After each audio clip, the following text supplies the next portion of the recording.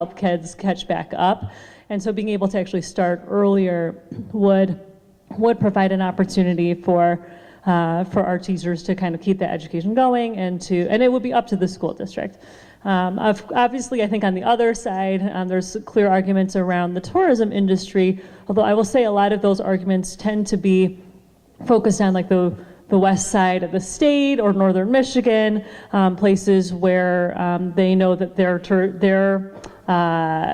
their economy is so very much entrenched in the tourism industry, and it's a lot of folks from this region who maybe are going there to go visit during the summer. And so I think that and I will add to that, on the west side of the state, although tourism is a big, big thing there, we have representatives from the west side of the state who are torn because they know the impact that it may have on the tourism industry and therefore their local economy. But at the same time, to them, it's most important to make sure that we're doing the best that we can for our vulnerable kids. And so for me, that is the way that I balance that out. Yes, I think there might be a hit to some local economies in terms of the tourism industry, but I think as far as Southeast Michigan, I'm not sure that we would really see that too much. But for me, ultimately, it is really about those kids and making sure that they get the education that they deserve. And with the bill that Representative Chang and I just heard in committee last week, the difference is as well that the language requires that on Mondays and Fridays, school cannot be in session. So there would be long weekends with the current proposal in August specifically. And the other thing to think about too is that currently schools can apply for a waiver to start before Labor Day. And the Department of Education is actually giving those out pretty liberally. So there are a lot of schools who might just use that system to start before Labor Day regardless, whereas the current proposal on the table would actually make it so that the long weekends have to exist. So there are definitely pros and cons to this legislation, a lot of things to include, but the current system does allow for pre-Labor Day start already.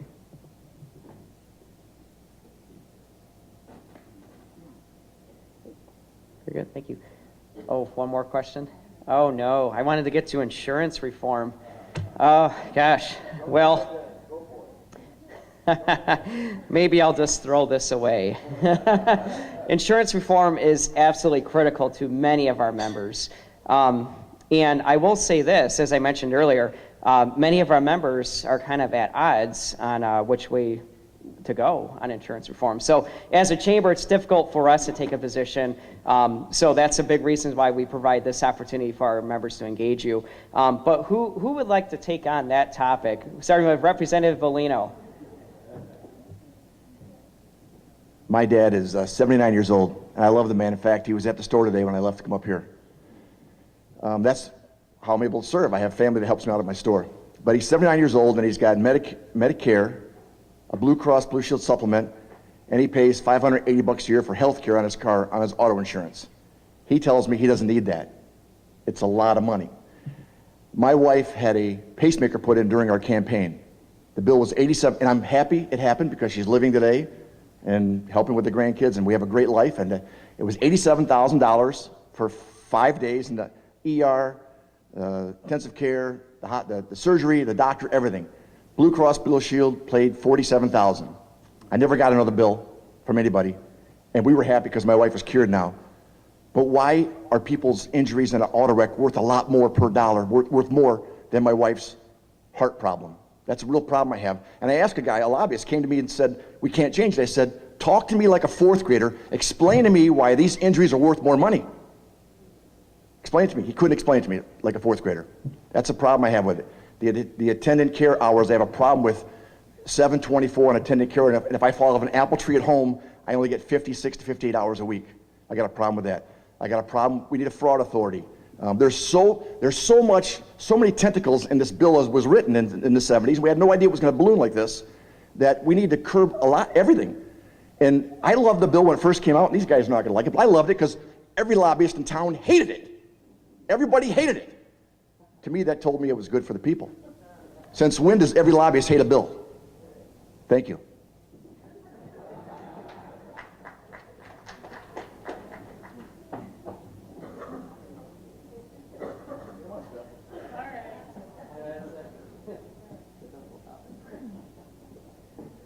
So I know we have some hospitals, and we also have Special Tree here in the room, right?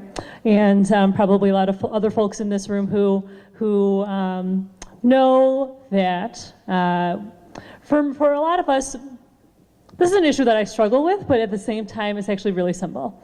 For me, it's about making sure that people in their greatest time of need are taken care of.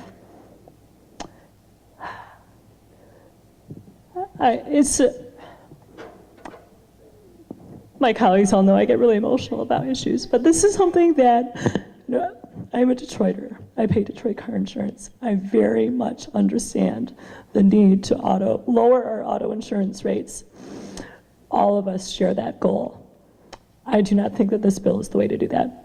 There are other proposals that I think folks need to make sure that they're taking a close look at. If you go to fairandaffordable.com, it is a website that just launched late last week that goes over another set of proposals that would also achieve rate reductions. There's a couple of things that I just want to point out about the House Bill 5013, which is the proposal sponsored by Representative Tice. And I have a lot of respect for the folks who are pushing this bill, and I understand that ultimately the intentions are to reduce rates. However, those rate reductions are only good for 5 years, and the reduction is only on personal injury protection. There is nothing in the bill that says that you can't raise other parts of that rate. So there's really no guarantee that we're going to actually see those rate reductions. Also, I think that it's really, really important to say that for a lot of the folks in my district who can't afford car insurance at all, they're uninsured. Reducing your auto insurance from $5,000 to $4,000, those folks are still not going to be able to afford car insurance. This is not a solution. The reason why I'm getting emotional is because this is something that I deeply care about, and there are really clear attacks that are coming at myself and others because we are not supporting this bill. However, I think that it's really, really important whenever you're looking at a policy that it's not just a matter of seeing doing the most good for the most people is important, and I actually think that this bill moves us backward.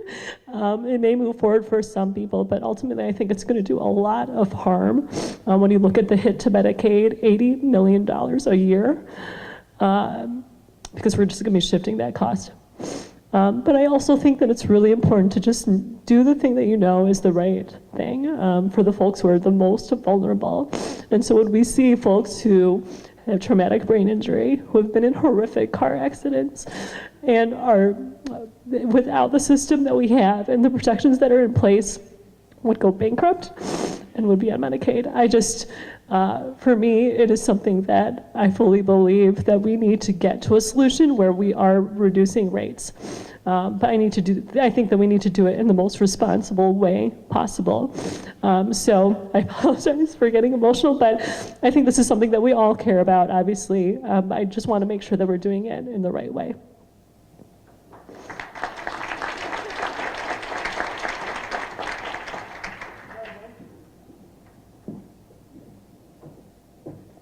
I also wanted to add everything that Representative Chang said. I agree with is on point. One of the things that the current bill that's being moved at a quick pace through the legislature, that it doesn't address our non-driving factors. So issues such as your gender, such as your zip code, your credit score, your level of education that you attained. All of these things that really should have no bearing on whether or not you're a good and safe driver. There hasn't been a lot of transparency from the industry in general on the other reasons why rates change. They haven't been very forthcoming with seniors, for example, about why you have a life-changing event, whether it is how you turned a certain age that makes you more of a liability and more of a risk, or you have a pacemaker because you might be likely to have a heart attack while you're driving. So those things are not addressed in the bill. And the other thing is I want to address really quickly that 56 hours, if you do some quick math, that's only 8 hours a day. All of us this morning, it took us probably 20 minutes to get up, get dressed, have some coffee, get showered, get in the car. When you've had an injury, or anyone who is ill, especially as you're older, just to get from your bed to the bathroom, that could take half an hour. Imagine how long it takes to get someone into the shower and bathed. If I had to get my husband, who weighs significantly more than I do, and he is not in a position to help, it's going to take a lot more time and effort. So those are reasons why we have to really think carefully about addressing insurance in the way that it's currently being pushed through the legislature. Thank you so much. And unfortunately, I was told that we have to wrap up the event today, but I was very tempted to pass the mic down to get everybody's opinion on that. But I thank you so much for everyone, our state representatives and state senators for participating today. Let's give them a round of applause.